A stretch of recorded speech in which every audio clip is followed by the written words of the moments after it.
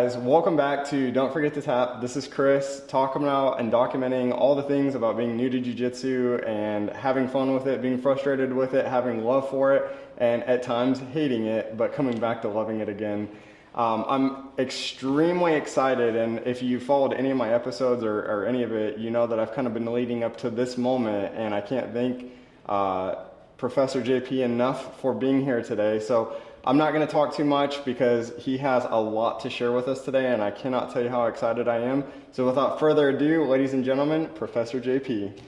Chris, thank you so much for having me. For those out there, I'm very humbled by just the introduction. I'm famous in my mind, so I'm not really famous or anything like that, but I do love Jiu-Jitsu, and I'll just quickly introduce myself. My birth name is Juan Pablo Gauna. My mother called me Johnny forever, and I'm also known as John Paul. So the name JP actually just stuck when I got into Jiu-Jitsu. Everyone knew me as Juan Pablo, and they just started calling me JP for short. And it's just been kind of this wave of everyone calling me that, and I rarely correct anyone. So that's how I'm known. But if you ever meet me in person, I'll refer to myself as John Paul or Juan Pablo, just FYI. And so what's really cool about this interview, and this is a really unique interview in and of itself, is he is the first black belt that I've ever interviewed. I've interviewed a couple brown belts, some white belts, and a little bit of everything in between. But this is the first black belt, and I will say this. I have a feeling throughout this podcast that he will downplay, if I know him at all, what he's taught me or what he's been able to transcribe to me. And I will tell you this, that in previous episodes and some things that I want to get into is that he's given me all these minute details, and in the last week alone, just something he applied about neon belly has been a game changer, and I felt a deliberate change in my jiu-jitsu. So his experience and some of the things that we'll talk about, and I'll show you some of his advice on the mats throughout this episode. It is some of the most incredible advice I've ever gotten in jiu-jitsu, and I'm new to it, so I know that doesn't have a lot of credibility. But when you're new, you're getting a lot of coaching, and this has been an individual that has been one of those huge game changers for me with the information that he's been able to pass along. So, sir, kind of walking it back, right now we train together. You're a black belt at our gym. Mm-hmm. And I want to lead off too, this is very important, that we're not endorsed. This is not endorsed by anybody. So if we mention any gym names, it's strictly coincidence that that's the gym that we train at. That's somewhere that we've encountered or been or something like that. So we're not endorsed by anybody. I want to throw that out there. But Professor, walk us back. How did you get started in Jiu-Jitsu? I love telling this story, and I brought a handkerchief because I'm a Pisces. I'm very emotional. So Chris did a really cool job. That's really nice of him to say.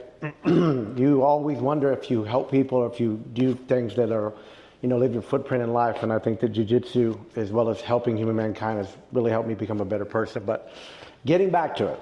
In 1994, I'm from Houston, Texas, and I come from a family that was very much into the fight game before UFC was ever around. Friday nights, Saturday nights, boxing was a big event in my household, in my family's household. And my grandfather raised me, and he was a boxing fanatic, which made the family boxing fanatics. So in 94, there was a bunch of play of this Ultimate Fighting Championship coming up. I was 16, 17 years old, so I was very lucky that I was born at the right time.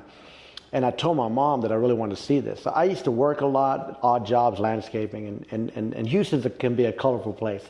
So let's just say, for those that are older and understand, we used to have these things called scramblers, and they would grab signals. So pay-per-view, we were able to purchase a scrambler, it grabbed the signal of the UFC, and we watched it. My mom said, we're going to watch this and see really what happens. My mother was a single mom, and she had 2 boys, and she was very matter-of-fact about self-defense and protecting ourselves when we were kids, because we come from an era that you had to be ready. Lo and behold, my brother and I start watching it. My mother falls asleep and doesn't want to watch the rest of it. And as we're watching it, like anyone else was at this time, if you're my age, this first fight comes out and just blows your mind. You're just like, these guys are really going at it. Like, it was no Jean-Claude Van Damme choreographed or Bruce Lee. It was real. It was ugly. And if you'd never seen grown men fight and you're a high school teenager, if you'd never seen it fight, it could be really traumatizing. For me, I'd seen it, so I was, this is good, right? But lo and behold, Hoist Gracie comes out. And it blew our mind because he kept saying Brazilian Jiu-Jitsu. And And I got to be, you know, frank. You're an American. You're like, Brazilian Jiu-Jitsu. The name just didn't fit, you know. We're like, we thought Jiu-Jitsu came from Japan, you know. He comes out. He's in a gi. The first guy, I think it was Art Jimerson, who was a boxer. He had one glove on and none on. So Royce immediately does, you know, a kick, clinch, brings him down. And the guy ends up tapping once he's mounted. I'm fast forwarding because the fight has more details, but the guy ended up tapping because the claustrophobia, now I know, is why he tapped. He was a boxer. He'd never been on his back. He couldn't punch. He didn't know where he was. So, you know, the crowd's yelling, this is crazy. Very much Roman Coliseum. And he taps, and we're like, he tapped. So my brother and I get intrigued by this guy that's skinny in a kimono, and we're like, okay. So more fights happen. Well, I think there's a fight after that, and I think it's after that it was Gerard Gordeau front kicks the sumo wrestler right in the face, and the tooth literally goes flying. You know, I'm 16, 17, and I come from an area that I've seen some of that stuff already, so I'm like, wow, this is great. You know, we're getting more hyped up, right? Royce comes back out. I can't remember who he fights. He fights one more time, and then he fights Frank Shamrock. No, Frank? There's two. Ken Shamrock. Ken, forgive me. So he fights Ken Shamrock, and Ken comes out and looks just like a superhero. I mean, the guy's got six packs up on the six packs, the obliques. He looks fantastic. He'd already beat everyone else with these leg locks. I didn't know what they were called. I just saw these guys tapping onto their legs, you know. And he comes out, and my brother like I don't know. I don't know. The guy, Royce had already beat two people. And we're like, but you saw this massive, respectful way, just an Adonis of a body. I'm like, this is going to be great. They immediately go at it. And when they go at it, you can tell both understand ground fighting. Now, I haven't even used that word then. I just saw that they were on the ground. MMA wasn't even a title back then in 1994. We didn't even say that. We just said, no holds barred is what we said. So they go at it. Vale todo, right? Vale tudo, yeah, exactly, which means anything goes. Vale tudo, anything goes.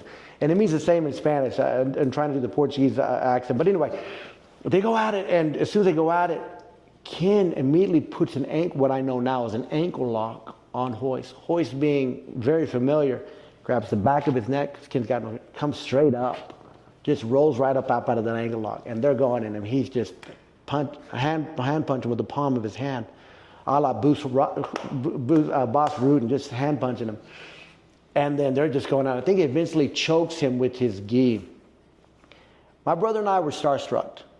My brother's younger than me, and he was already into several martial arts. I'd already been in some physical confrontations and whatnot, and I'd already understood that there were a lot of techniques that in our neighborhood weren't working. All martial arts are great, just some things just weren't working.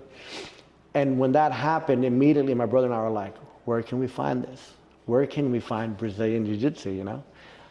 That's how it got started. That was in 1994. And from then on, I looked for Brazilian Jiu-Jitsu. Wow. So it's cool because it's so funny you bring this up. I didn't plan this at all, but I just watched, I like the Joe Rogan podcast. Sure. It brings on real interesting. Sure. I just watched the Royce Gracie interview. It's 2 hours and 35 minutes I haven't got there. I'm going to. And it's so cool. And he talks about this. And you know, they have their different philosophies on rules that they should be in the Sure. MMA, UFC, and everything. And Royce Gracie comes out and he's like that was his first professional fight. He'd never professionally fought before, and people thought he was crazy. And then the other thing that the martial arts community thought he was crazy for was wearing a gi in the first place.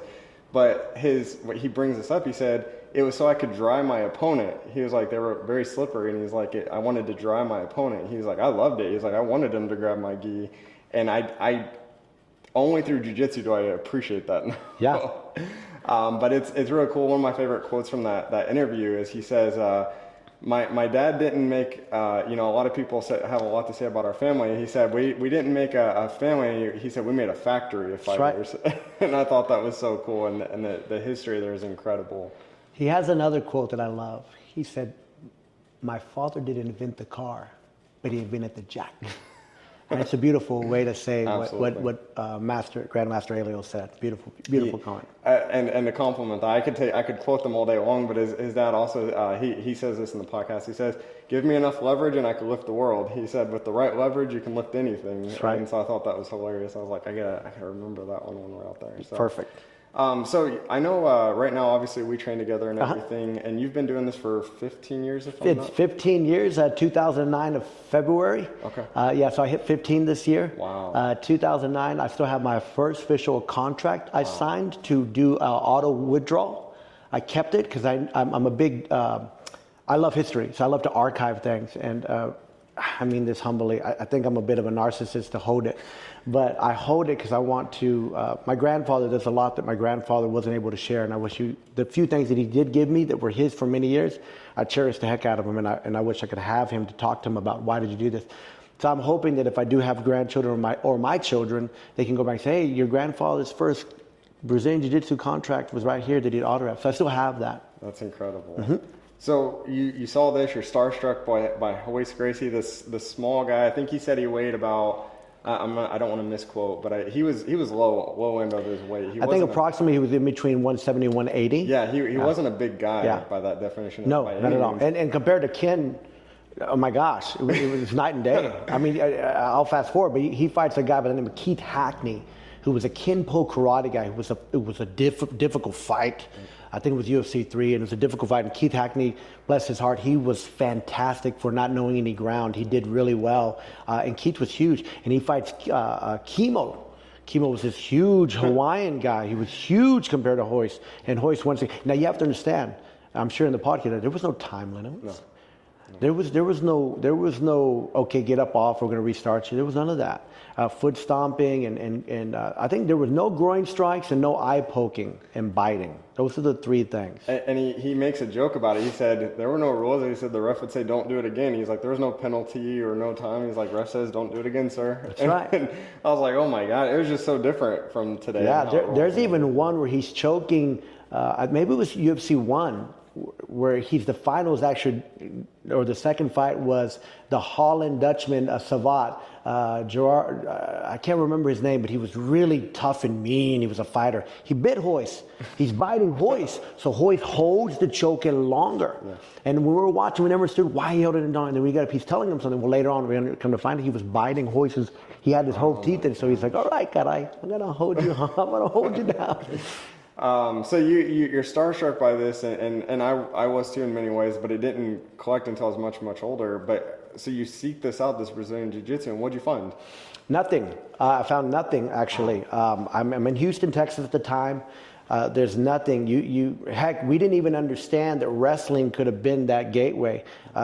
Texas is all football. Let's just be honest, right? So even in my high school, they didn't even bring wrestling into my senior year, and I graduated in high school in 1995.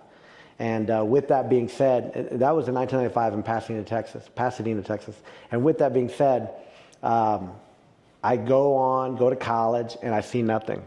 So I go to college from 95 to about 2000, 99, 2000, and still nothing. I'm looking on, then the internet comes out, okay? And still looking, nothing. I'll fast forward to about 2004 or 5. My wife and I moved to Houston. I'm already graduating college. I get married in 2000, July 28th of 2000, and I taught high school. And then I get in the wine industry. When I get in the wine industry, I get promoted and I get moved to Houston. I get moved to Houston around 2005. I see it. I see a sign. I'm like, oh. And I'm like, my wife and I are still young. Jiu-Jitsu is expensive back then. Like, there's not a lot going on, and you don't know the whole rules of why is it expensive. And then once you get, you're like, oh, I understand why it's expensive. You can go anytime you want, all the time you want, whatever have you. So I was about to go sign up, and I just couldn't afford it. I mean, we're brand new married, whatever have you. So we moved back to San Antonio. I get promoted again. We moved back to San Antonio. And 5 minutes from my house, around 2008, I'm driving, and I see it says MMA Jiu-Jitsu. And my, goosebumps go. I'm like, oh my gosh. And I see another place in San Antonio. It's around 2008.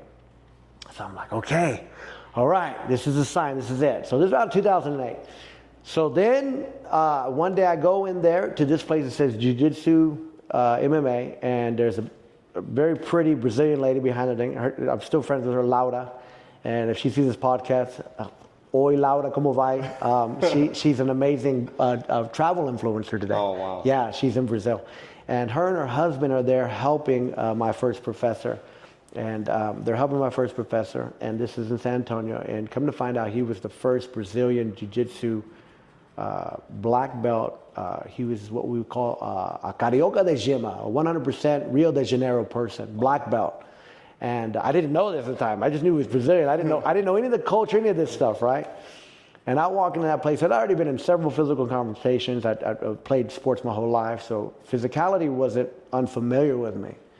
But let me tell you, I walked in there and you thought, all right, this is pretty intense, you know? And but there was a couple of guys on the side. They were overweight, but they were like, it's fun. You'll like it.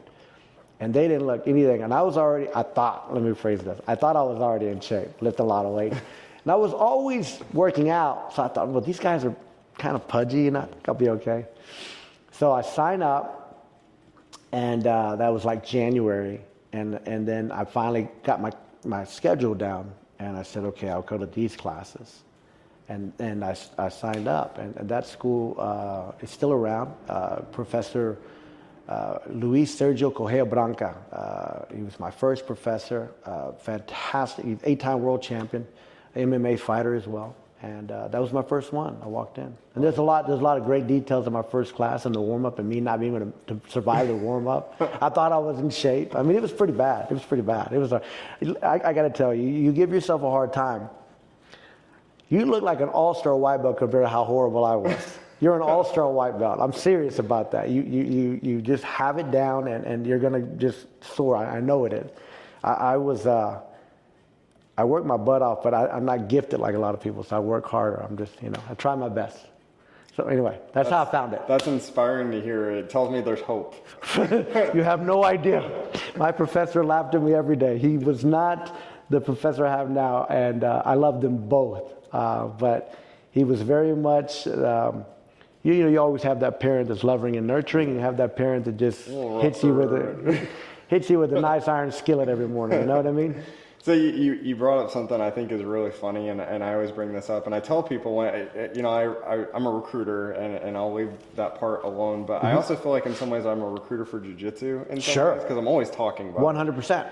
And I always tell people, they're like, well, there's two conversations that happen with Jiu Jitsu, and I love that you bring that up. People are always like, well, I'm in shape, I'd probably be okay, or they say I'm not in shape and I think I'd die. Sure. And I tell people, I was like, either way, you would be right. I think you'd be okay either way. I said, because you're going to find out in ways that you're not as in shape that you think you are, and other ways you're going to find this is the way you want to get in shape. Sure. And so it's funny because I came in and I'm in the military. I work out a lot. I run often. I do cardio. I came in. I actually thought I died during the first class, and I think I talked about that.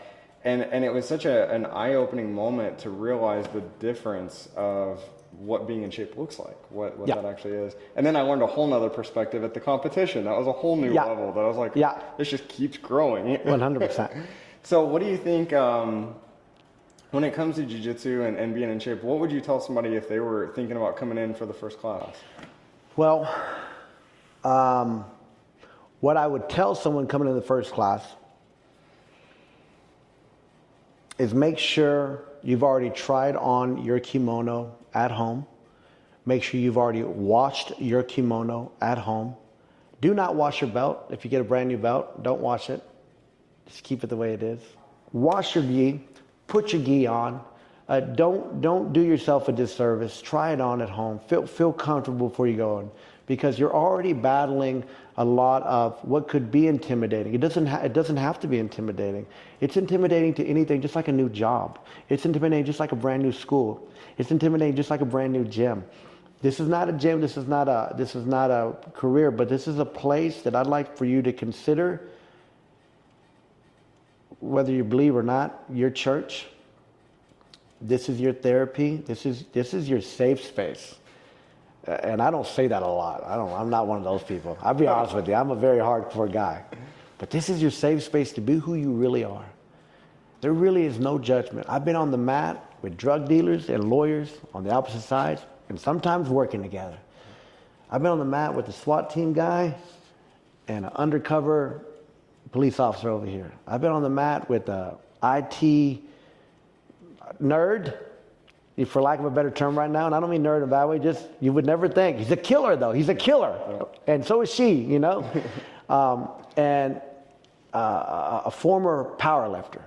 I've been on the mat with the clerical secretary, and someone like myself. So it's definitely for everyone, and it's definitely open to everybody. It's not for everyone, but it's definitely open for everybody, and I mean that. Try it on. Don't be afraid to read a little bit about the history. Please know what you're getting into. Please know it is a grappling sport. Don't be afraid to go in a couple classes before and talk to who will be the professor. But by golly, jump on the mat. Jump on the mat, and you will stumble because it's brand new. You'll stumble over your words. Forget this part, the physical. It's going to happen. It's brand new. What did we talk about today? You're a white belt. Amtrak was the word that kept coming. Yeah, to my but mind. like you were like, I'm gonna ask a dumb question. How is it a dumb question? Right. Yes. Absolutely. You know, you're not. And for me too, I'm a black belt. I still know nothing. I know nothing. The humbleness. Like No, I'm being serious. I really know nothing. I mean, a position of the elbow across the belly button today. Professor probably says, bring the elbow across. I'm sitting there going, oh my God, blow my mind. 15 years I did. Why wasn't I thinking that? You know, and sometimes it's just, I'm old, so it's going to the public library, get in the Dewey Decimal System, you find a book, you go over there, and lo and behold, you see 5 other books that grab your attention. That's Jiu Jitsu. You go to this one, like we talked about, Pegado de Vaquero, the cowboy catch, and then, oh, well, there's the leg, oh, well, there's the ankle, oh, well, there's the, right? And it's fantastic. I mean, I'm getting goosebumps talking about it, because it's just really elevating. It makes you feel like you can accomplish anything. So, try your kimono on. Don't wash your belt. It will get dirty. Leave it that way because the spirit's in your belt. The spirit's in your belt. Remember, they say the samurai put the sword down and traded it for the belt. They say. I wasn't there. They say. So I always tell everyone, don't throw your belt. Fold your belt up nicely, put it in the corner. Don't throw your gi. Fold your gi up nicely, put it in the corner. This is respect of the martial art. We have to remember to refocus on that. It's not a forget or do away. It's just refocus. That's it. You know, sometimes we forget to pick up the eggs because we're too busy looking for the protein, when lo and behold, the protein's still in the egg. You know what I mean? No, it's so funny you bring that, because I think I quoted you in another episode. I'm almost positive I did, actually. But you mentioned, and you brought that forward, that the belt is our sword. That's our weapon. Mm-hmm. And I'm pretty sure I was the guy that did this. At one class, it was a live training, and we switched to a no-gi environment. And I just threw my gi across from. Didn't think twice about it. I was like, right. And when you brought that to perspective, I was like, wow. I was like, and so one thing that you've really brought to me, apart from all the wisdom and infinite amount of tips and tricks, but one thing that you've brought me that I appreciate a lot is the respect of the culture alone. Yes. And I think the culture of jiu-jitsu is phenomenal. Yeah. It's so intriguing. Very much so. And so that's one thing, not one thing, but it's one of the many things that I have to thank you for, is because you always make me think, not just in regards to little techniques and little making adjustments, but in the big picture of it all, why are we doing that? Why are we making these little adjustments for this? There is a reason. There's an objective for it, right? Yeah. And let me say, I was taught that. I didn't create this, so I want to thank the people that taught me that too, right? Going back to your original question, so we talked about washing your kimono, trying our kimono on, maybe reviewing a class, and then jumping into the cold water, what we think is cold water, which actually should be very welcoming. The other thing you asked was, do you remember your first class, or what? What was your headspace in that first class? This, you know, I feel bad for Juliana today because it showed. I am of Native American descent. There's no doubt about it, and I'm very proud of that. So my body loves the heat. And in turn, my body cools down real fast, which in turn creates a lot of sweat. So my headspace at that first class was bring a small towel so you don't sweat all over the place. And my professor made so much fun. He and I laughed about it for years. He would say in Portuguese, you remember when he came, he's wiping his face on him, sweat. Memau, you're going to sweat everywhere. What are you doing? You're going to sweat everywhere. Stop wiping your face. And I was so conscientious of that. Yeah. That's what my headspace was. My other headspace was, wow, we're really touching each other. We're really hitting each other. Like our bodies are really, my headspace was there. My other headspace was, I'm really committed. This is it. You're here, Gauna. You're finally here. Gauna, you're really on this mat. It smells like jiu-jitsu. Like there's a certain smell. I'm not taking away from any other martial arts, but there's a certain smell about jiu-jitsu that's very inviting. I don't know what it is. And no, folks, it's not a bad smell. It's not it can be, but I haven't come across that. There are definitely some stinky geese, but not the school itself. My headspace was there. My headspace was my former high school football coaches and basketball coaches and my mom saying, boy, if you're going to do something, you do it right. I could hear my mother saying that. So I was trying my best to do everything right. He made me do for 1 hour. It was the best lesson ever in my first class. He came and he was so funny. So suppose you're in the beach. Oh, you're with your girlfriend. You have a little coconut water, beautiful thing. And some guy tries to hit on your girlfriend. What are you going to do, huh? What are you going to do? And he pushes me. He pushes me real good. He was a small guy, and he pushed me good. But it was a good push of athleticism. It wasn't like a violent. It was a good push, and I fell down. Get up, meow. And he went to kick me in the face. He went to punch me. I was like, he goes, that's not how we get up. This is how we get up. So the first lesson, and it was very Mr. Miyagi, you know, he said, we're going to do technical stand-ups. He didn't call them technical lifts. He called them technical stand-ups to learn how to block, make space, and get away. So many times in the street, we get up from the floor and we get kicked right in the face because we don't understand the distance. We don't understand protecting our brain. Forget about our face. Our brain is telling everything else to do.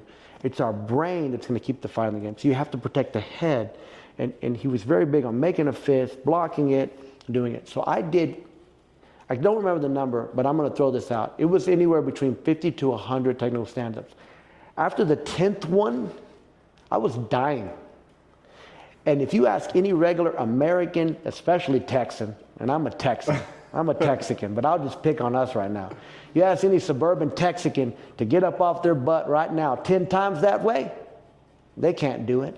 And I say that with the matter of factness for them to get up and do it. And I hate to sound so passionate about it, but men and women need to be able to understand that we have to protect our own and our people and our families, and I just wish they knew that. I just get passionate about that way. Well, but it was very difficult. And I love that you bring that up, and I actually want to cut to some training, and I asked him earlier, I said, what is something that you would say to any white belt, anybody that's interested, or what's the foundation of something that every white belt should know? And everything that he just said is something that we talked about on the mat today. So I'm going to let you guys check this out. Professor JP giving that exact same advice on the mat.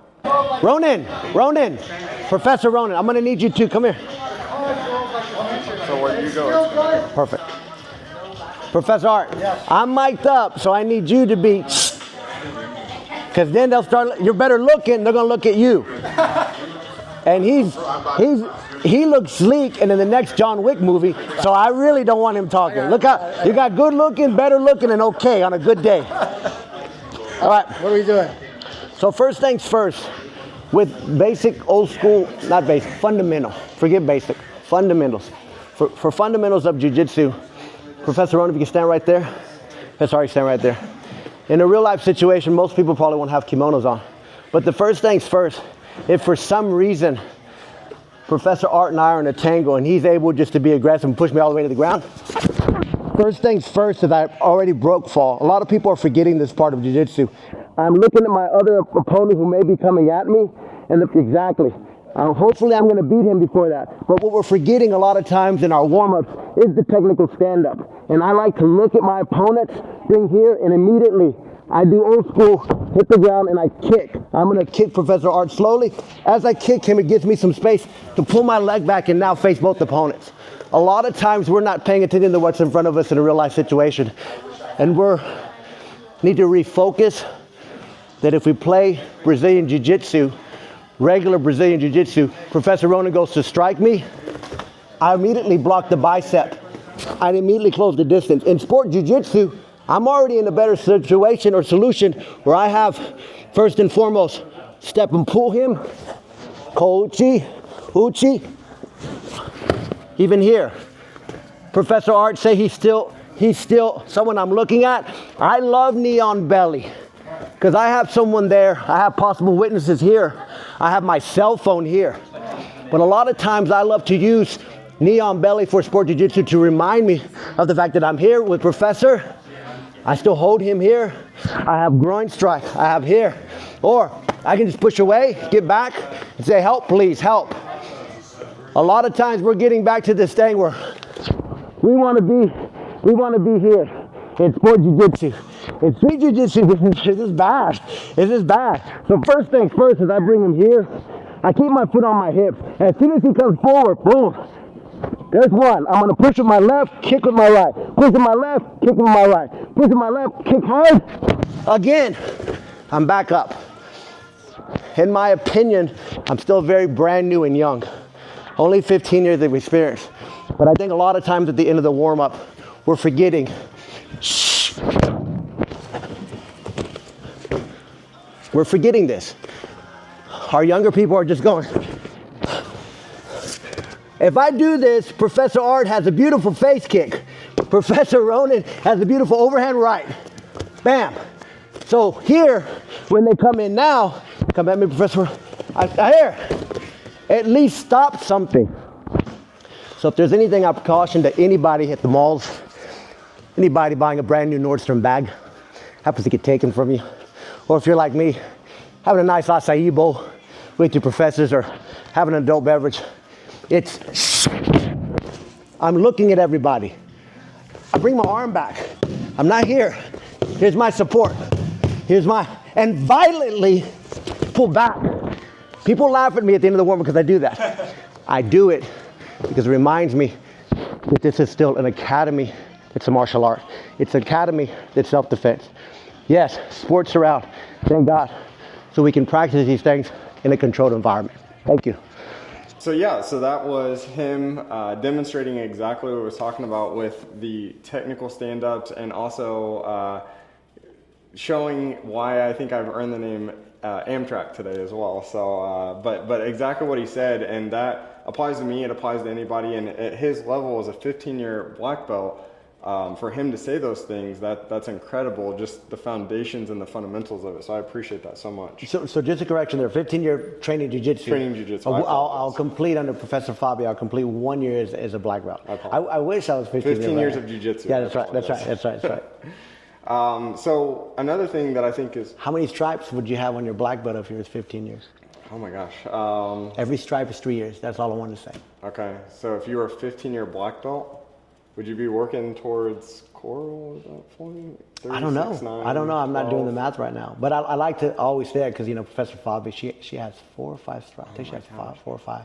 Because she's been doing, I say that because I pay homage or tribute to, people like Professor Fabi and my former professor and professors that have the stripes, you really just take off in that black. So as a 15-year black belt, I'd love to be. I know nothing though.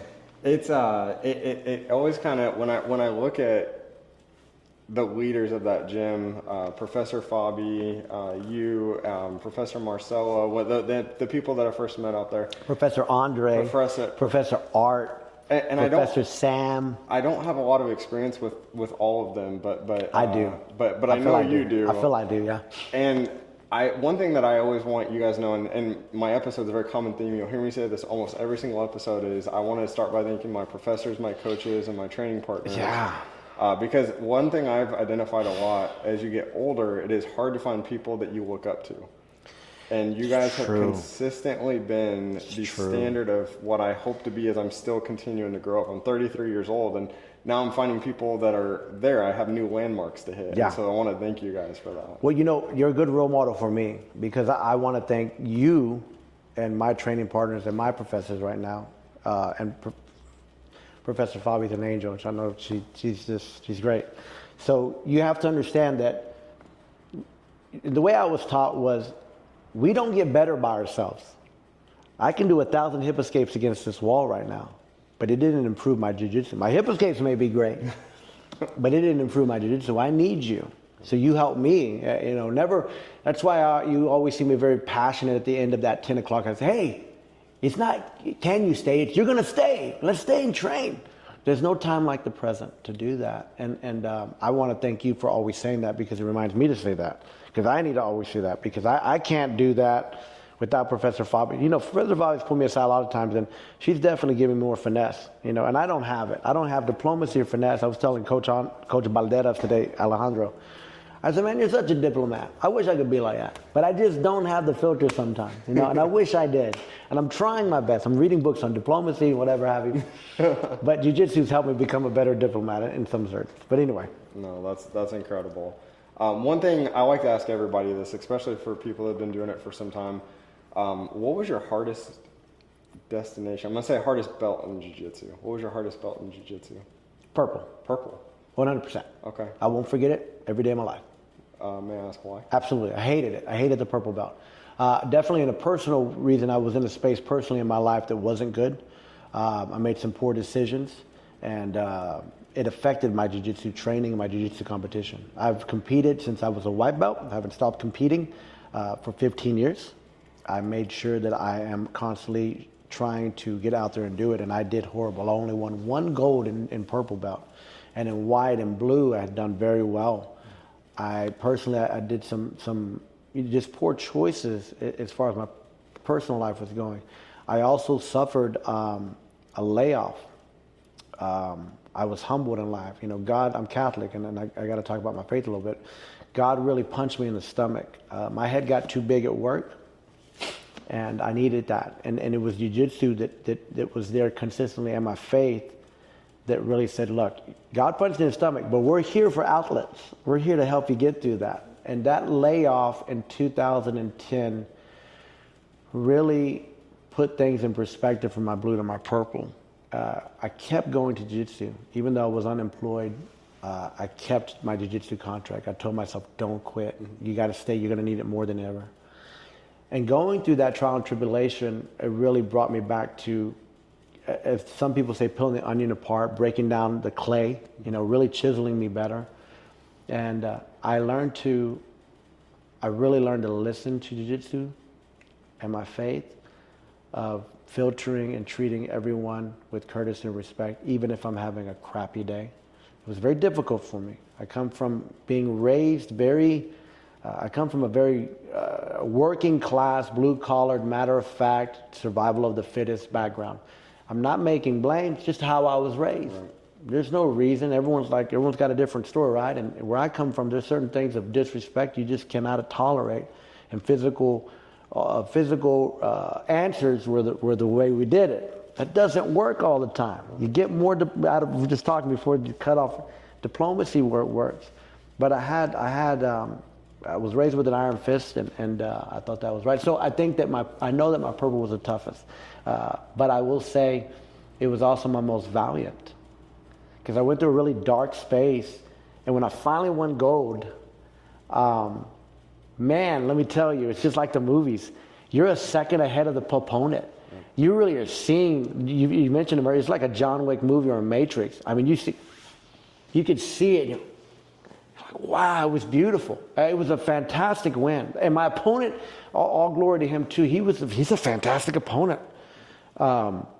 It just was my day that day, and it was in the Austin Open, and it just this relief, and my personal life got better, my career got better, things were coming back together, but I stayed the course with jiu-jitsu, and I needed it more than anything, and it was really there for me. And so was my faith. And I think that really brought me back to being, and like I told you the other day, we're on the mat, and don't take my coaching or my directness as being on you. If I'm coaching you, it's because I care. Right. I want to help. If I'm not coaching you, I'll say it. I have no diplomacy. I'm not going to waste my time. And not because I won't ever, just because he or she's not ready to listen. They're too busy talking while I'm providing my playbook. I'm trying to help you. I got caught in this 1,000 times. I'm an expert of getting caught in it. Let me help you.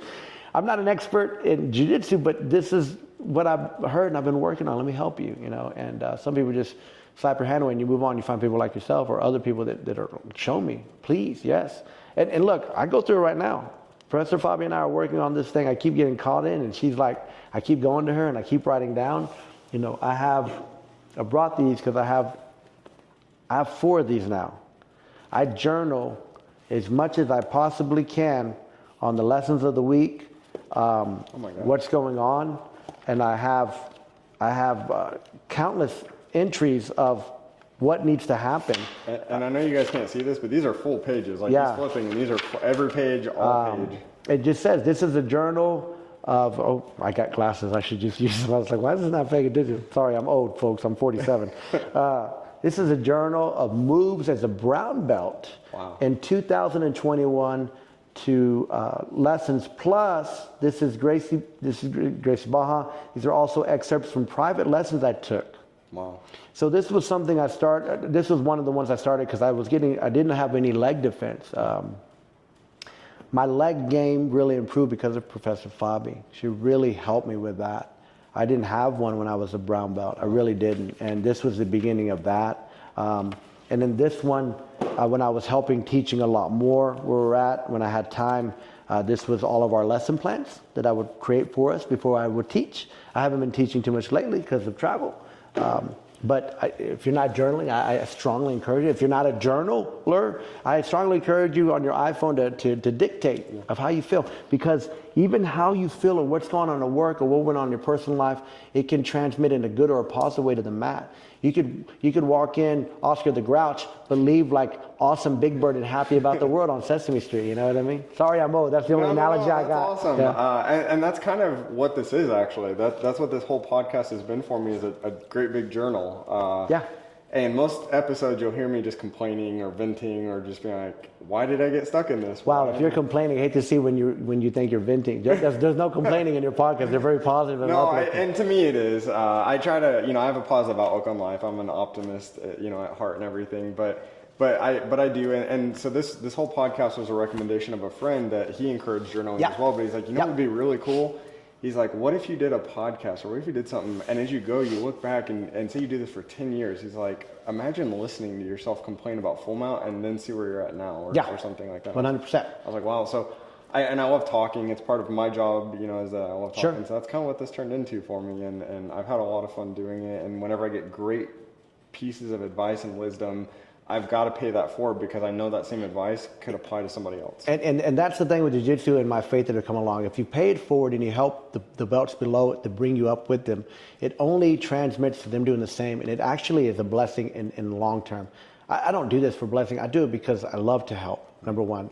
I do it some other volunteer things that I won't mention just because they're personal to me. And I believe if I'm volunteering, you're not really doing it for the right reason. So you know what I mean by that? Like, and so I really believe in giving back, and Jiu-Jitsu has really brought that back. I was taught that as a kid, but I think Jiu-Jitsu really put the exclamation mark on giving back for me. I watch Professor Fabi, and I watch other black belts, my peers that are black belts in my former school, and even people like yourself.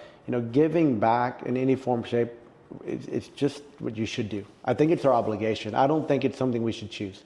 I think if we're doing well in anything in life, if we have food on the table, it's our obligation to the community. And it doesn't have to be the San Antonio community. It can be whatever community you choose as your community, right? And I think that overall, that's one of the reasons I help. I know that you're passionate about Jiu-Jitsu, and I love that you're passionate about Jiu-Jitsu, so I want to help you with that. I'm like, ooh, did you check this book out? Did you check this book? And that's why I'm telling you about all these pieces. It was guys like Master Hinzo Gracie. Because of him, I was able to learn about Professor Dracolino out of Houston, I'm just starstruck every time I see him. I got to meet Master Hinzo Gracie, and he's definitely one of my idols, and I mean that in a nice way.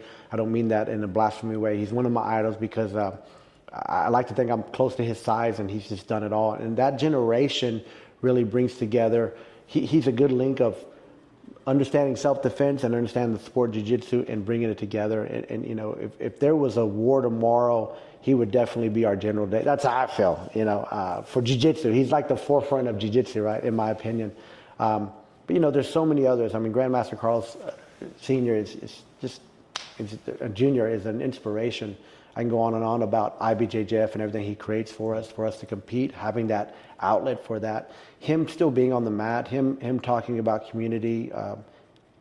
It really is become, and I'm glad that it is, because when I started, there definitely was divisions in the schools. I came from we were still young in 2009 here in America.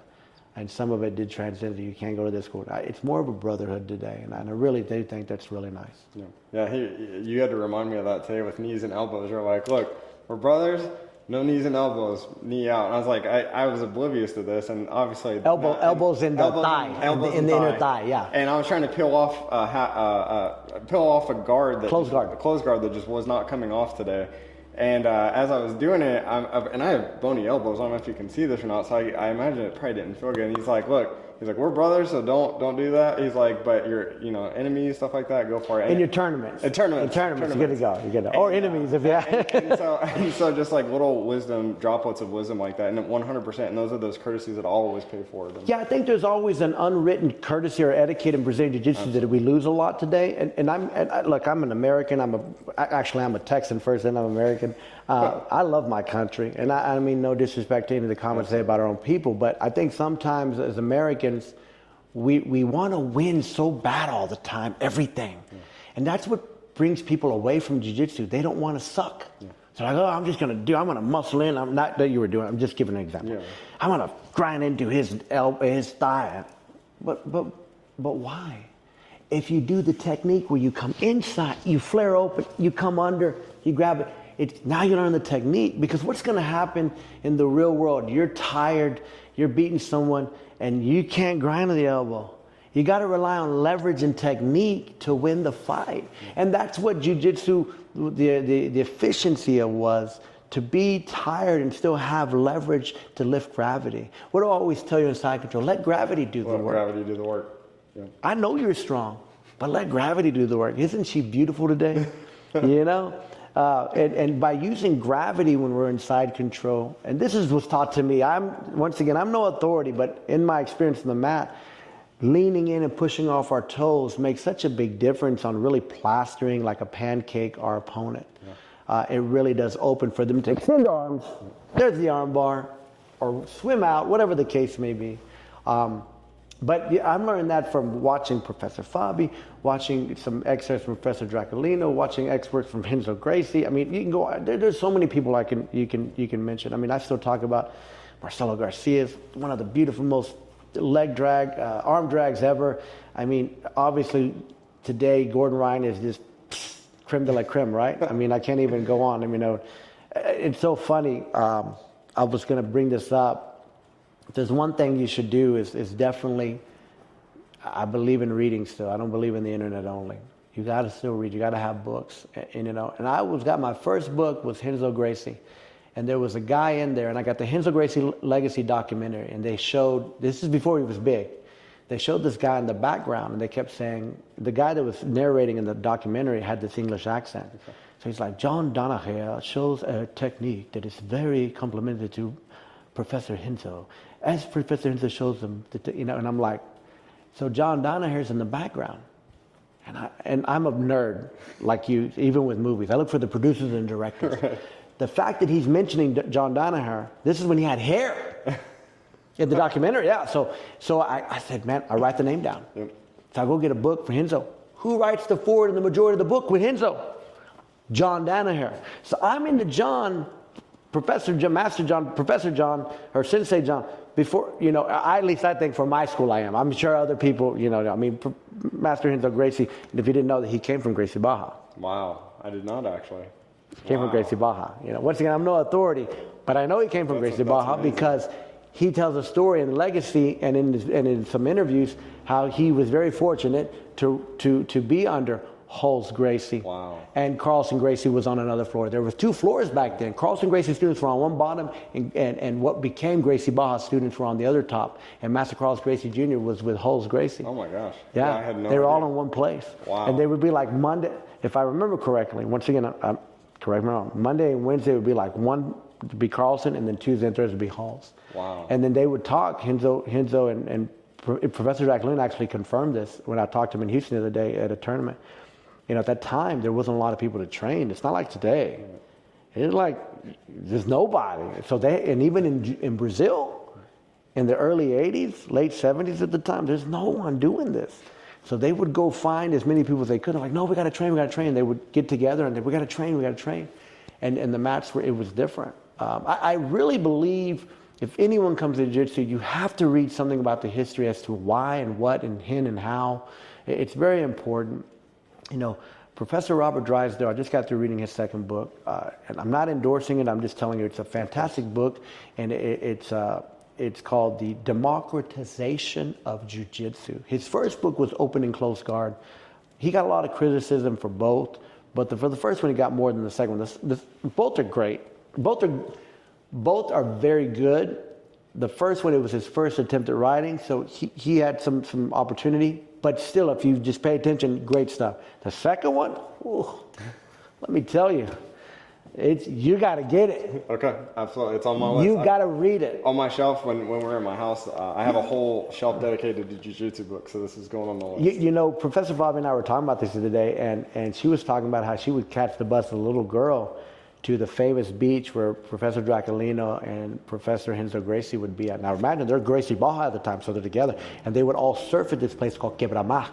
Quebra-Mar was a beach, if I understand this correctly, in Rio de Janeiro, and in the country of Brazil. And they were surfers.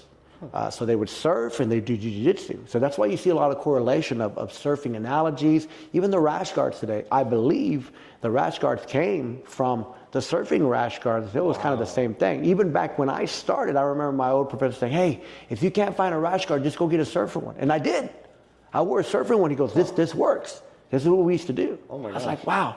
So there was a big correlation because my old professor was a professional surfer, and he talked about this time. He talked about a fantastic story where he was getting jumped. He was small. Not jumped. He was a guy, my old professor in pounds, 140, maybe 130. And this guy was jacking with him because they got out, a lot of fights happening, who takes the wave or whatever have you. So somehow there was a misunderstanding, and he starts coming at my professor at the time. My professor tells the story, this is how he got into jiu-jitsu. He was a judo black belt, but he didn't know jiu-jitsu. And the guy comes at him, and he starts, getting the best of it, and Hoyler steps in for him. And he goes, no, you're going to fight him, you come to me. And Hoyler's just a little bit bigger than my professor. Hoyler blocks, punch, takes him down, knee on, bomb. This guy's twice bigger than both of them. He said, together I thought we could take him. He goes, but Hoyler, I said, oh my God, what was that? This story was famous in my old school.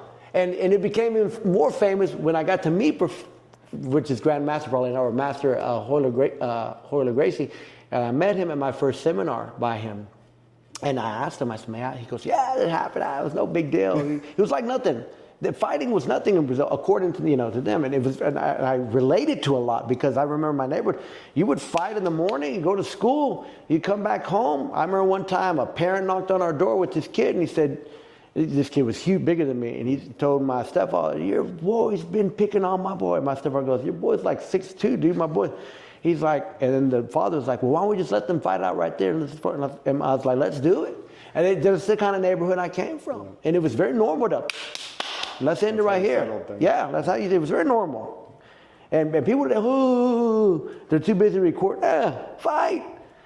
Unfortunately, we have people that aren't very stable and they pull out guns, so that's why they don't let that happen. And I can understand that. But where I came from, it was very normal. It was very normal. I mean, there's too many old people that show up and white kids are like, Dad, what's wrong with your face? And I'm like, I was beat up that day. I didn't win a lot. I got beat up a lot. But I fought all the time, It's funny, Hoyce, and I keep referencing that same interview with Joe Rogan, but sure. He brings that up. He said when he was 5 years old, he says that was his first fight. He was, he says you're not a real Gracie in that family until you've had your fight. And he said he was 5 years old, somebody stole his bicycle, they beat him up, and even though he got beat up, he went back to his brothers, and he's like, hey, I got my first fight, and he was so excited about that, because in their family, that's a big deal, like, you fight, and I read the book Breathe by Rickson Gracie, and you just, the amount of times they reference the little fights that happen on the beach and all those days, it's incredible. That's a fantastic thing you bring up. I got to say this, getting back to, these awesome old guard professors like Professor Draculino, and even Professor Fabi. There's even an old picture where she's in one of the old world's championships. He's like 16 or 17. And Jacare is fighting. Arnaldo Jacare, who's an awesome black belt, awesome UFC fighter. And she puts in one of her posts, she goes, am I old school?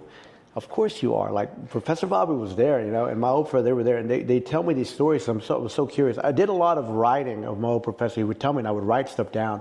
So a lot of this was rote hearing, right? And then I would go back and reference it. That famous fight of Rickson on the beach with Hugo Duarte, who was a luta libre fighter, I had heard about that fight before it was put on YouTube. Now, it may have been on some place, but it wasn't for us Americans to see that I knew.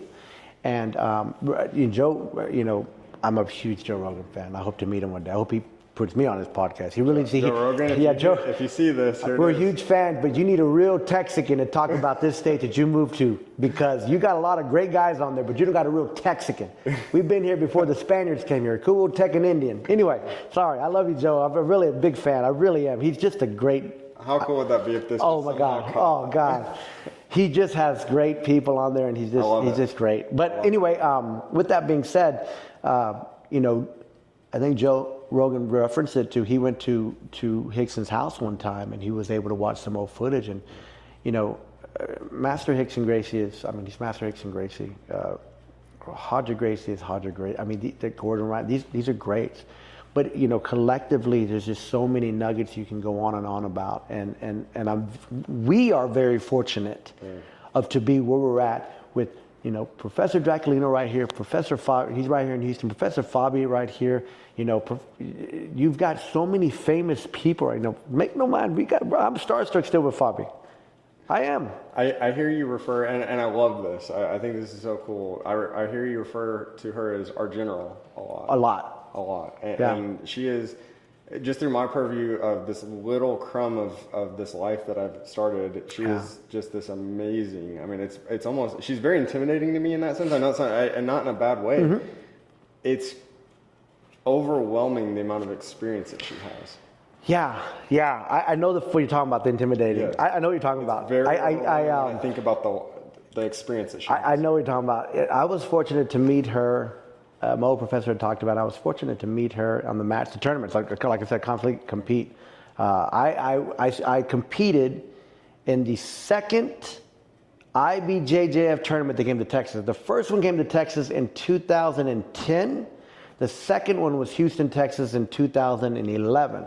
And I brought a little nugget for you. I took gold as a white belt in 2011. Wow.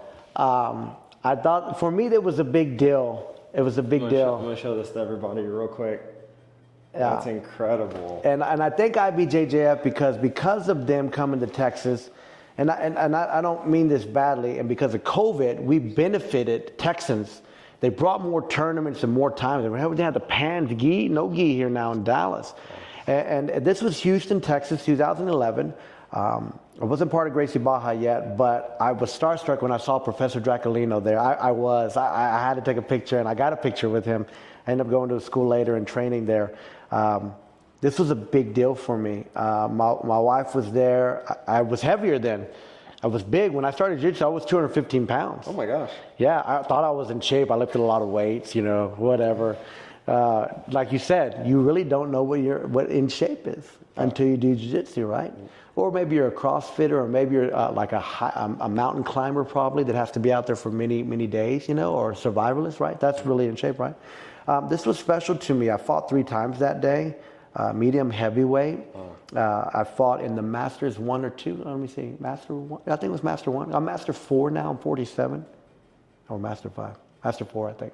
Anyway, and I have all the videos of this. This is recorded, so I'd be more than willing to share them with you. That'd be incredible. Yeah, and it was really big for me. I trained hard. I trained hard. I put the effort in. I drove to Houston with my wife, stayed with my family at my mom's house, and then we drove over to St. Thomas University. And what a tournament. Back then, the Houston Open, Valderas, the Houston Open was only 4 mats. Today, you go, there's 2 Houston Opens today. There's a spring one and a fall, and it's 16 to 22 mats now. Oh my gosh. Wow. So I got the picture of the 4 mats. And just compare that to what it is today. That's incredible. And look, for Brazilian times, I started late. But for Americans, I think it's Richard Bressler is the author, and he's a black belt under Jorge and Gracie. He was the first American, I think, that's documented to take and start Brazilian Jiu-Jitsu they call it Gracie Jiu-Jitsu, in 1978. He's got a great book by Richard Bressler, and he's still alive today. But he goes, okay, I'm the first wave. So I did the math. I think I'm the fourth or fifth wave of American Jiu Jitsu. And I'm very proud to say that because, like I said, I'm not a professional, I'm not authority, but I do a lot of research. I teach myself things. I'm a former high school teacher. I went to one of the best teacher colleges in the United States of America, Texas State University. It's known as a teacher college. I'll tell you a little tidbit about it. We're the only university that has a king and a president graduate from there, Chris. Wow. Lyndon Baines Johnson graduated from there, the president, Lyndon Baines Johnson. Wow. And the king that really matters to Texans is the king of country. George Strait graduated. That's the only person that matters. That's the one right there. Right now, someone watching that's going, yeah, and someone watching that's going, cringe. And I'm like, no, it's the Texas thing. That's the one right there. But it's true. Yeah, he graduated there for 1974. 1974. Wow. Yeah. That's incredible. And he was I think he was out of the Army then. Yeah. Oh my gosh. Yeah, he still lives here in San Antonio, Texas. Oh my gosh. Yeah, we got family coming into town from the Midwest, and my wife's brother's a huge George Strait fan, so we're going to take him on all the little embellishments that Texas has to offer with the George Strait. You take him to New Braunfels, to Green Hall. He used to perform there all the time. Pat Molak is the owner. Unfortunately, rest in peace, Pat. He died recently this year. But Pat and him were friends, and he used to perform for free for Pat. When Pat bought the German dance hall, he bought it for $500 in auction. They were going to tear it down. I'm a big Texas history fan, by the way, and I used to teach.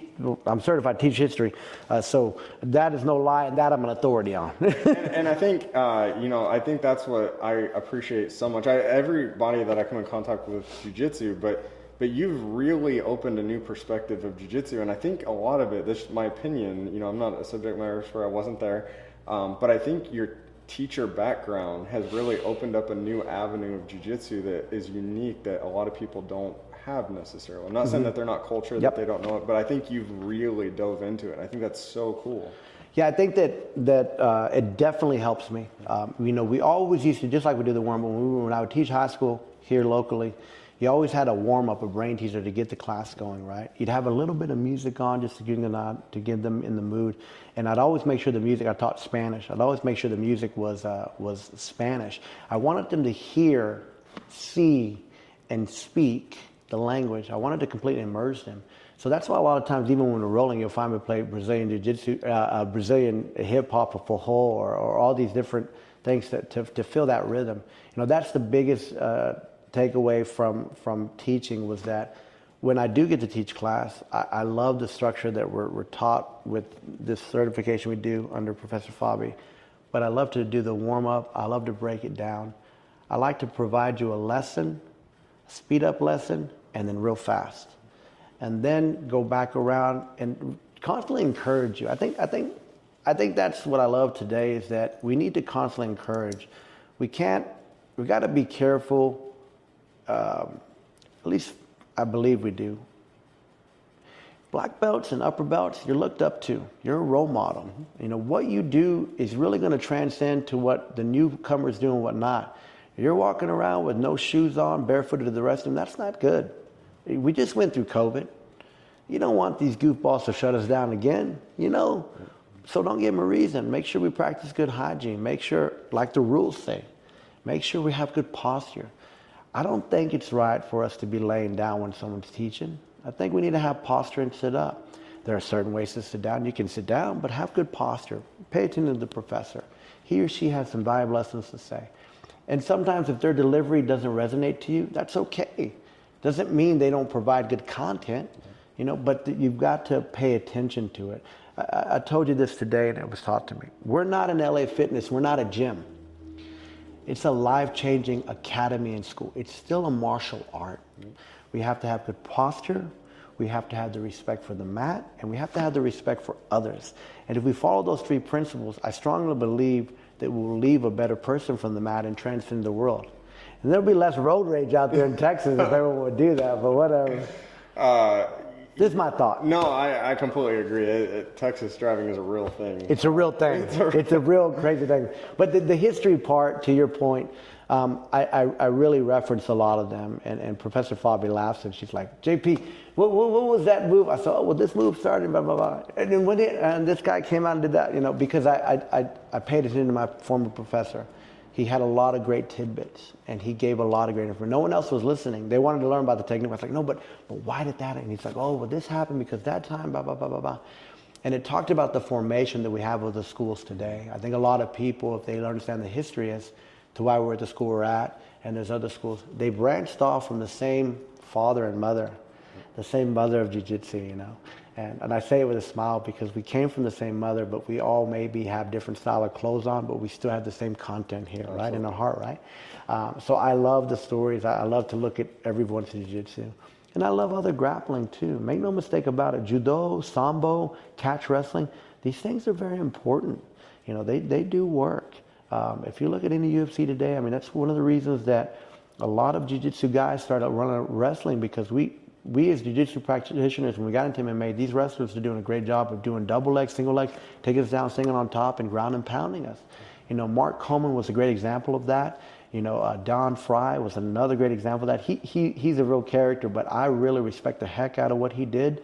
He really opened up our eyes to we need to be cognizant of the takedown stuff. You know, there's shooting, sprawl. Bring it all in. You know, transparency and open-mindedness to other forms of art and respecting them can really bring something to your jiu-jitsu, I believe. Absolutely. No, absolutely. And I know I got to be sensitive of time and everything, but I have two last questions and then just kind of an open... I didn't even know the time. I'm not going to lie to you. It's going good. It's so easy. When you really get into the rhythm, it's very easy to lose track of time. You only have 2 left. You don't have a bunch more left. Like, you covered all of them? So I have a lot. I could go all day long, but I want to be respectful of your time and everything. But these are things I would really like your unique perspective on that I think are really cool. I heard this saying, and I want to say I read it in a book or I saw it on a podcast, but it stuck with me, and it was so crazy, and I still have a hard time wrapping my head around it. But I want to see if you think this is true. It says that your real training in jiu-jitsu doesn't start until you're a black belt. Let me retract and say that I've heard something to this effect from several other black belts. And maybe, because I don't want to take anything away from white to brown belts. You're training, you're out there working your booty off. I mean, you really are. You're giving it all you got. Because I was a brown belt that was on, I was a white belt there, but I noticed as I progressed towards the black, I'm really there a lot. At brown, I was really there a lot. At purple, I was there a lot. At blue, I was there. But as my old professor said, oh, you're only here when the tournament comes. I would be there more the first 2 months, the 2 months previous. And my body, I didn't have good nutrition, so it hurt a lot to go back. Now I have good nutrition, and I have a great person, Julia. Coach Julia. She's really changed my life nutrition-wise. But the question, I'm only 15 years. In my experience, you really begin to understand jiu-jitsu at black belt. I really pay attention to details. I really hone in on something, and I really don't let anyone touch my lapel. I really don't let anyone underhook me. I really don't let anyone stay on my back too long. If they get there, I'm back to the mat right away. I do a lot more things where I'm using all of my limbs. Today, with Julia, the teenager, she was going, and I knew I had her on. I just lifted my leg. She was fine up here choking me, but when I lifted my leg, she fell. I was pummeling her with my legs, you know. And from my experience, you really begin to understand what jiu-jitsu is, I believe. Not every black belt's training. Unfortunately, there's a lot of people that get their black belts and they stop training. So I can't say that it really starts when you begin. Because I know a lot of whites, blue, and browns, and purples that are on the mat all the time, and black belts get the black, oh, I never see them again. Now that's in my world. In my world. I can't say that for everyone. But, and I sit there and I call them, I said, you just got your, what are you doing? You just start, and I literally say that, you're just starting. We got it. We're not done. Yep. You know, and we need more black belts out there. When I started, if we saw purple or blue, we're like, oh, they were so good. I mean, there was no blacks around. There was no browns around. Like what you get today, you had 1, 2, 3, 4, 5. You had 4 black belts on the mat today with you. Any one of them were Professor Ronan, the new guy, the guy looks like Ronan, I call him Professor Ronan. Professor Art, oh my God, I go to him all the time to fix this De La Riva problem I'm having to pass. But never mind, we're not going to talk about that because some people see I'm trying to pass De La Riva. But anyway, I go to Professor Roberto today and I say, hey, what about this? We're talking Portuguese. I go to a lot of people because my training's not done. I mean, I literally, before I went today, I went up onto we have a Gracie Barra website where you see what the week is, because I haven't seen our week. Every week we have a lesson plan. And I went to look for it to cover the items that we're going to cover. I mean, that's how much of a nerd I am that I have to review what we're going to go on. That's what I love where we're at. I know what we're going to work on this week. I love that we start standing. You know what I mean? So I really believe. But going back to that, I really believe that there's a lot of truth to learning Jiu-Jitsu as a black. You really start learning. I really believe that. I really believe that at black, you really start paying attention. If not before then, you really start paying attention to how you act and behave on and off the mats. I really believe you start paying attention to reading more, really studying more, what's going on, what's the new move, what's people. I was watching Art of Jiu-Jitsu before I went. I was watching a lot of passing, where they're kicking the legs and really this leg drag from here, kicking. Mika Gabal was kicking the leg of Cyborg on another. A lot of that, you know what I mean? Yeah. So stuff that I was like, oh, I got to kick the leg like that. Come on. Now, I'm not athletic to do that, but at least open my brain to what's out there right now, what's going on. And then I still go back. Look, if you're not watching, this is my thought. If you're not watching the old schoolers and how they pass guard in the 80s and 90s, I think you're missing out on some big opportunity to really understand Jiu-Jitsu. I really believe that watching, you want to see in my opinion, you want to see a great no-gi fight. You watch Kron Gracie versus JT Torres, ADCC. Oh my gosh. 1 second changed the whole thing. They are going back and forth like all get out, like all cowboys and Indians just going at it. And one move, and it's over. Made the difference. Just one chess move. You watch Buchecha versus Kron Gracie. Oh, seen it 1,000 times. You watch Roger Gracie versus Buchecha. Ooh. You watch Renzo Gracie and fight a bodybuilder in Battle Cage, something like that. You watch Ricardo Dos Santos. I can go on and on and on. You watch these cats use Jiu-Jitsu. The Minotauro brothers in Pride. Sakuraba versus Renzo Gracie, Pride. You want to talk about a Gracie looking at you going, oh, you broke my arm. I'll put it back in place. Let's go. Talk about another level, right? Think about that. I cried because I broke my toenail. You know what I mean? My toenail's out, Oh, my finger's out. Yep. The guy completely just puts his arm back. It's slow. It happens all the time. Let's go. That's crazy. That is another level. You know what I mean? Same thing happened to Hoyler in Pride. They took his shoulder all out. It's like, nah. Popped it back. I didn't tap. Oof. Yeah. So this one, I really wanted to find a way, and again, I'm trying to be respectful of your time, and just to have you do this in the first place is incredible. Yeah, I mean, we live 5 minutes away from each other. That's fair. That's fair. Yeah. This one is kind of it's kind of a loaded question, but I think it could capture a lot of my future questions, and it's important to me because I think that people that have been doing jiu-jitsu for a long time, I think they develop their philosophies. Mm-hmm. And I think that, just like being in the military, for me, I have my philosophies of leadership. I think people out there in life, they have their philosophies. What are your personal philosophies of jiu-jitsu? What have you learned about yourself? What are the things that you will always, if you could go back and tell yourself today, 15 years ago, that you would say, this is what you're going to take away from this. This is who you're going to become. If you do these things and you live your life this way, this is what your life will look like. First and foremost, what I took away from it, for both on and off the mats, my wife and 2 kids. I'm married with 2 beautiful daughters. I'm married 24 years this July 28th to my wife, Delia. Congratulations. I'm Pisces. Sorry, I get it. If I cry, it's because I'm happy. I'm very thankful for today. That's incredible. I'm happy. If I cry, it's funny. My mom would beat the tar out of me and never cry, right? But man, you say something that makes me happy. I say something that makes me happy. I start crying. So my kids and my wife are obviously everything to me, as any father or mother. So forgive me. That's just who I am. You know what I mean? So getting back to my philosophies is that they call it in Spanish, and Spanish is my second language. My first language is English, but alimentación. So alimentación is what you put in your body. So the first thing that I would tell myself as a white belt or back then is you're going to get better at what you put in your body, John Paul.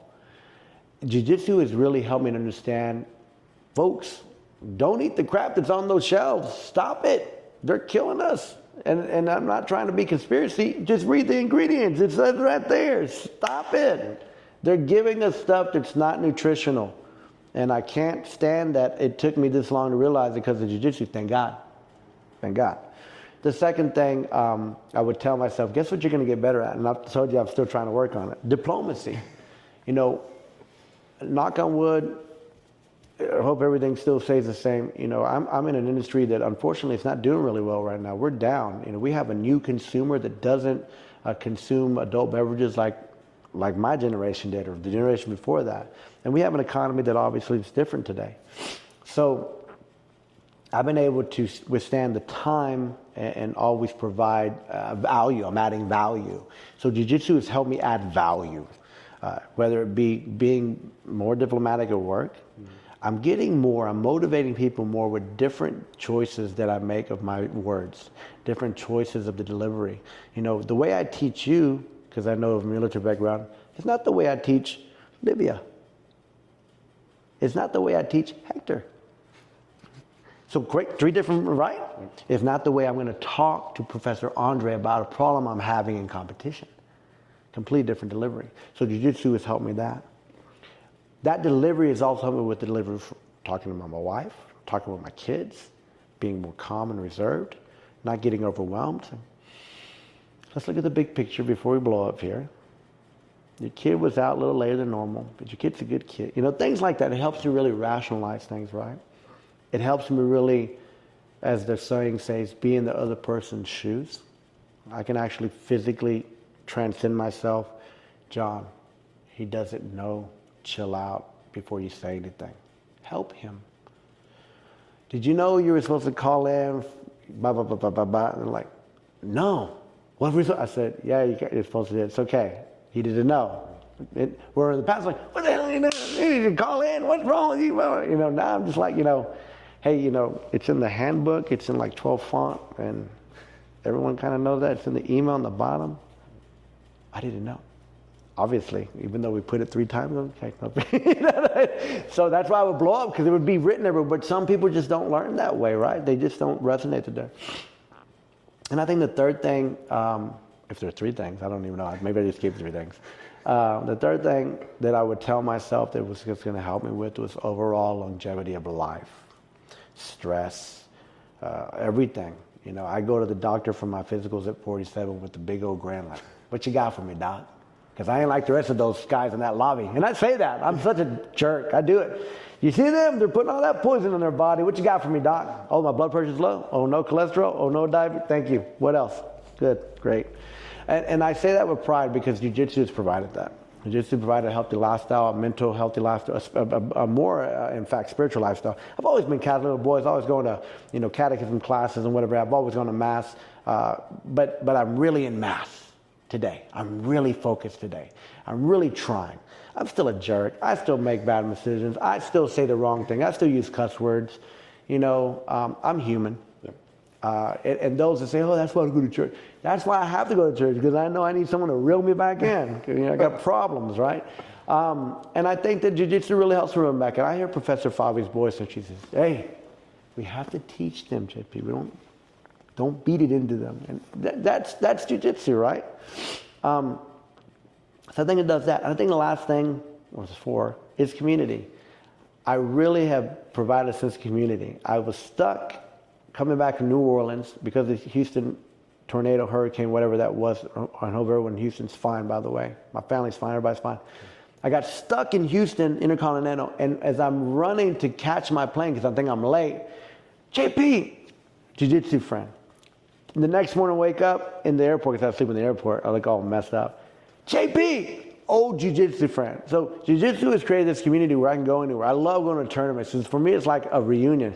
JP's, it's awesome. It really is. My wife's like, how do you go to these things by yourself? I said, because I know everybody. I'm not a stranger. And it really has helped me. And obviously you can tell I'm an extrovert, right? I love that. My mother locked me in a closet when I was a kid. So as soon as I got out of that closet, I was like, it's a joke, but it's not. She didn't, but she was very, she was very disciplined woman. And I think that's also helped me too, the disciplinarian growing up. You see with the gi, I tie, I follow the rules. You have to be really cognizant. So it helped me also follow the rules more. I was following the rules before. It really helped me follow the rules. And unfortunately, obviously you see people that don't follow the rules in the street, in the world. Yeah, kind of triggers you a little bit. Yeah, you're like, okay, we waited in line. Why don't you wait in line? Okay, I'm talking to her. Can you wait your turn?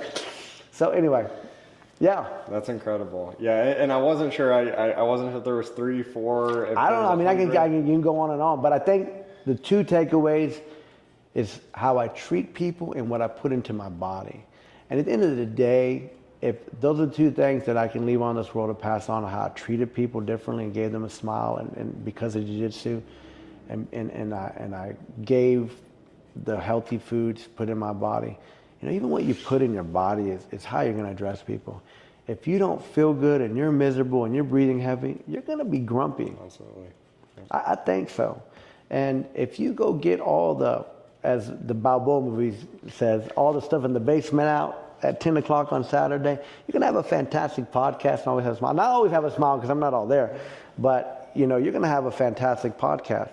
And I think that's what jiu-jitsu provides. We all are humans and we build up frustrations for whatever. It's very normal. The caveman of the day, they were running for miles, throw a rock at a mammoth and hopefully kill it and go at it. The Indians, the Comanches were coming through here.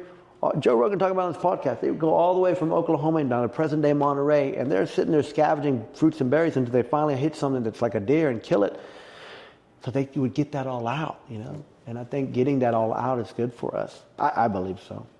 Once again, I'm only 47, and I will say this. I really am saying this more and more. I really know nothing. You think you know something, and what do you know?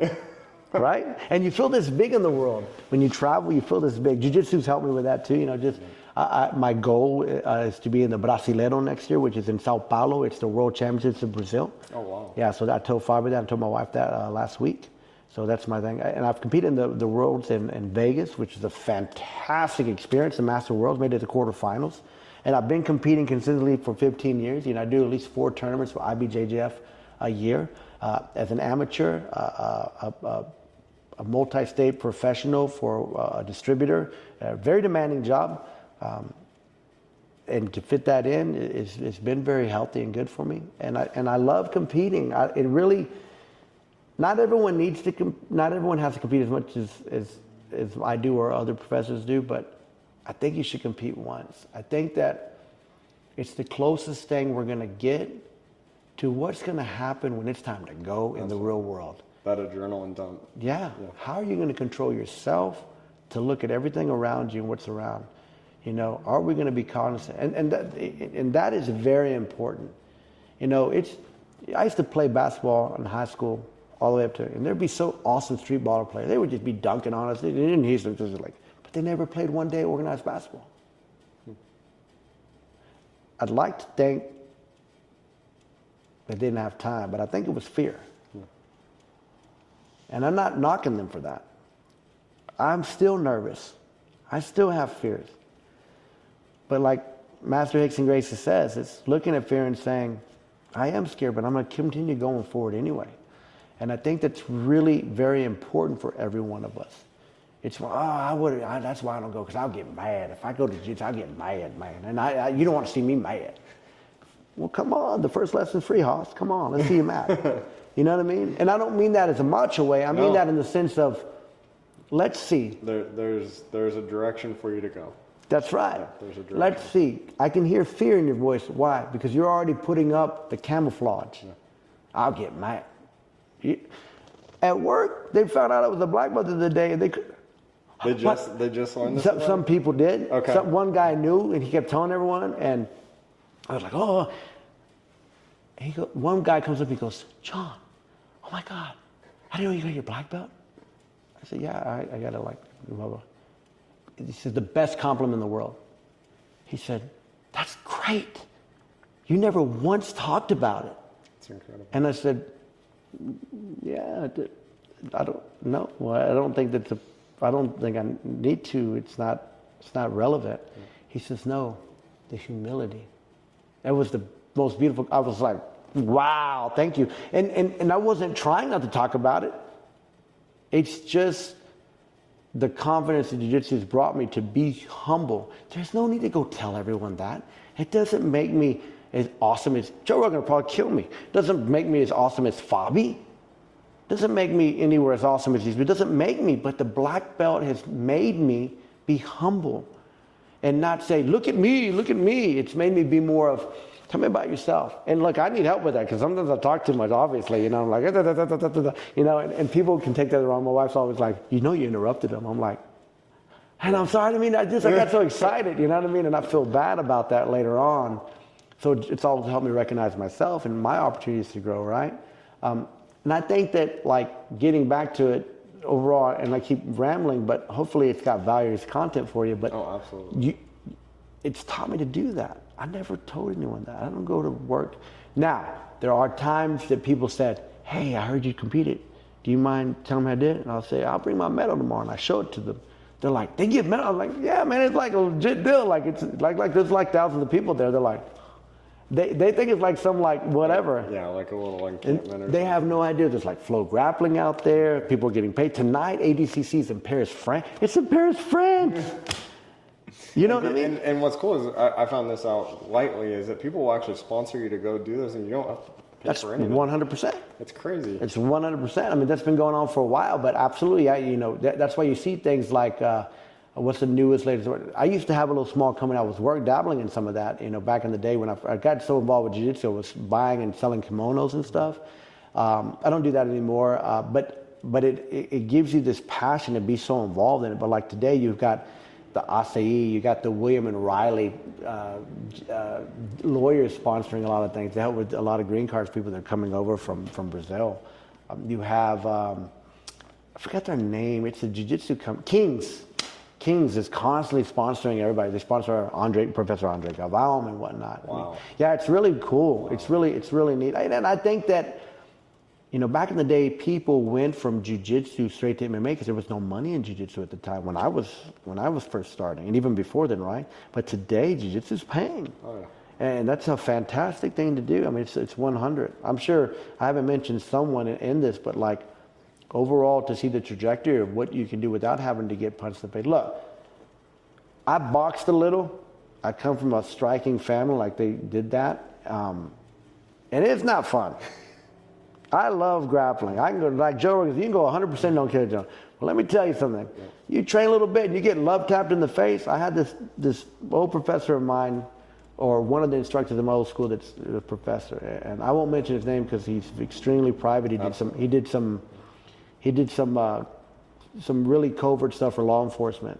So he showed me a lot, and I thank him so much. But what I was going to get at was he did a lot of stuff that he was showing me that, like, he had to go do backyard stuff and whatnot to get paid and stuff, you know what I mean? It's because no one paid jiu-jitsu back then. But he helped me one time with jiu-jitsu and boxing at the same time. And he was an ex-Golden Gloves champion yeah.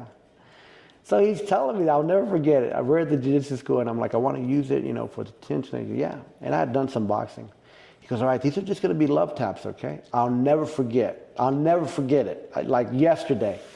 He was right-handed. Yeah, he's right-handed?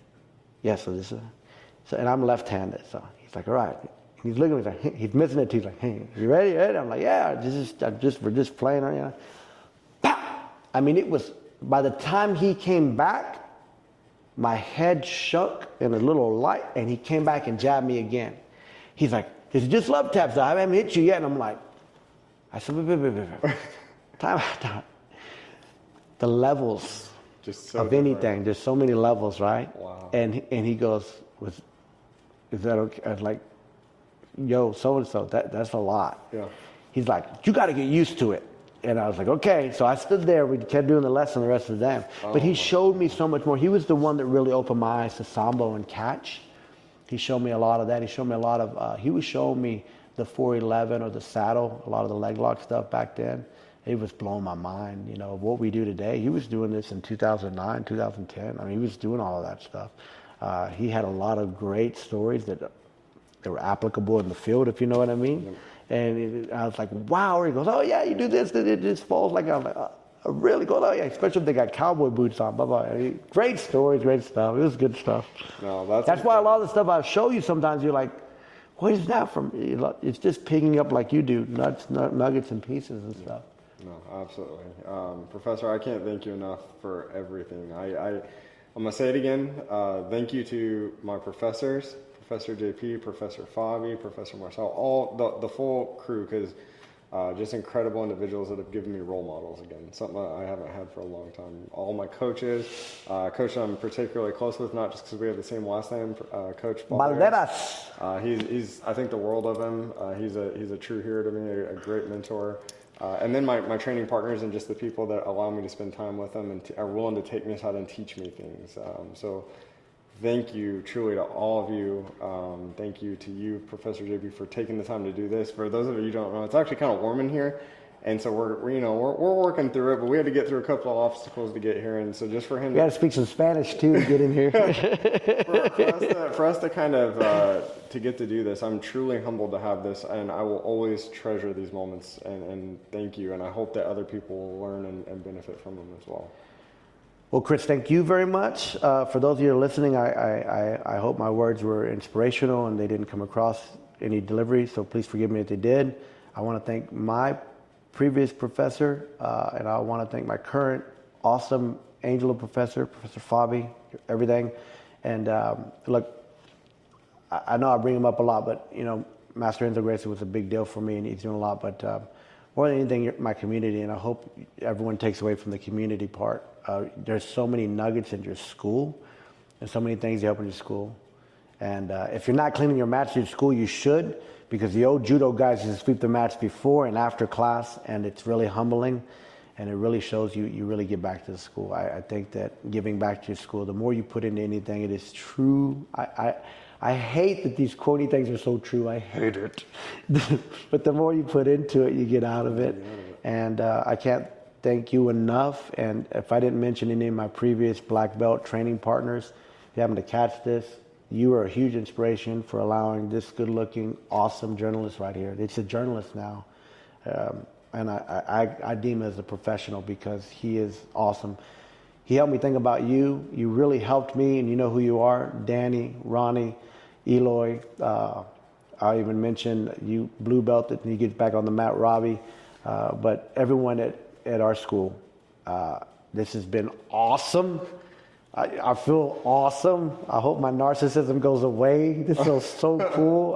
I think it's great. I really do, because I just love Jiu Jitsu, obviously. I love grappling. And I get to talk about it, and you're asking me questions that I hope are valuable, but I think there's just so many nuggets. I mean, we didn't talk about a lot. I mean, we didn't talk about, just so many nuggets and books. And I mentioned a few cats, but there's a whole thing you can do for the COVID people. You could talk every day for 5 hours a day and never run out of things to talk about with Jiu-Jitsu. You need to do a podcast on what COVID did to California that brought all the Jiu-Jitsu people to Austin. If you do research, Shanja Ribeiro brought 6 blades. Joe Rogan moved here. Because of Joe Rogan, they all came. You got B Team here, which is a break off of the Danaher Death Squad. You got Danaher and Gordon Ryan now. So you've got B Team, 6 blades, Joe Rogan, I just mentioned them, Gordon Ryan's team, the Danaher Death Squad, they're all in Austin. Because of COVID, they weren't doing it in California. IBJJF brought more tournaments here at that time. And no one talks about that transgression. And Joe Rogan I don't want him he has a lot of credit to that. I mean, people follow him, and he was such an influencer on talking about jiu-jitsu. I watched his recent podcast on this hip-hop guy from Bay City in Texas, Mexican OT, and I like all music, but I just like this young man because he's from my area. It's near Houston, and I just think he's good. And I love that Joe brings on these awesome things, and I love. I think he brought on some accordion players too the other day. It was hilarious. I watched him, but we can talk about it forever. I'll keep on going. No, he's my inspiration for doing this. I kind of somewhat mirror. I'll never have it down quite like he does, and just he's just the most professional and the coolest guy that does it in the game. But I love it, and it inspired me to want to do it.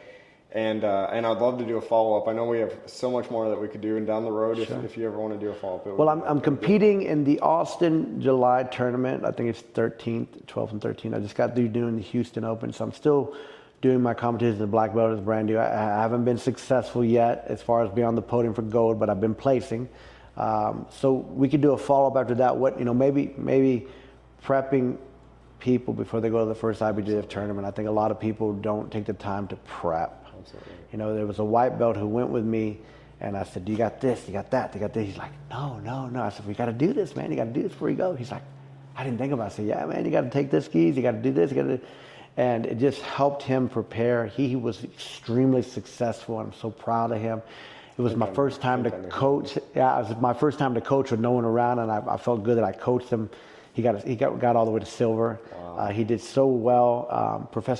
Coach Dio was there as well from Gracie Barra San Antonio, and it was just really cool. It's true what they say. You love winning, but when you help someone else win, you feel better. Absolutely. It's like you won and they won. It's bigger and better. I get so emotional, sorry. No, that's incredible. I think I know who you're talking about, but without their permission, sure. I don't want to throw out too many names or anything. He's good looking, though. But thank you guys, and with all the credits, Professor Fabi, Professor JP, all those guys, for taking the time to make the world a better place through jiu-jitsu and through their everyday actions.